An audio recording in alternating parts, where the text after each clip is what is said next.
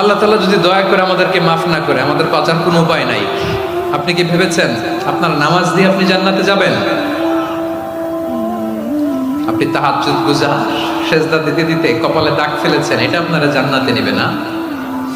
আপনি এলাকার সবচেয়ে বড় হাতেম তাই দানশীল, এই দানের ভরসায় বসে আছেন।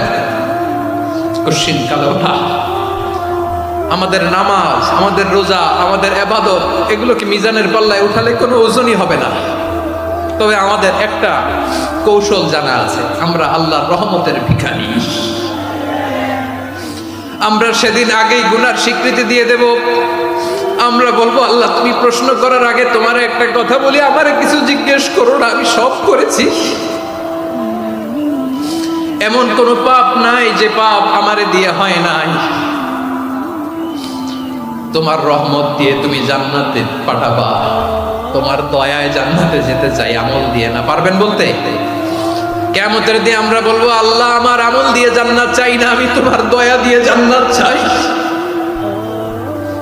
তোমার দয়া ছাড়া আমার কোনো উপায় নাই।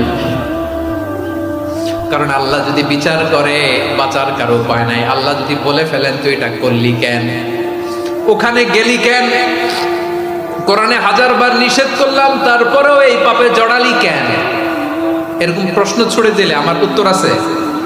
বাঁচার কোনো উপায় আছে?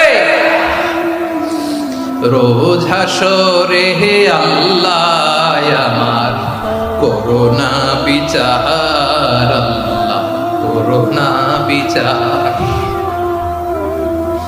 বিচার চাহি না তব দয়া চাই, এ গুনাহগার করোনা বিচার। আপনার আমল দিয়ে জান্নাতে যাবেন? কি দিয়ে যাবেন?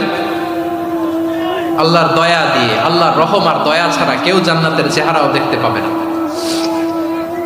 আমার প্রিয় ভাইরা, এই দোয়া আল্লাহর কাছে পছন্দনীয় হওয়ার কারণ 3টা। দোয়ার প্রথম অংশে আছে তাওহীদ, আল্লাহর একত্ববাদের ঘোষণা।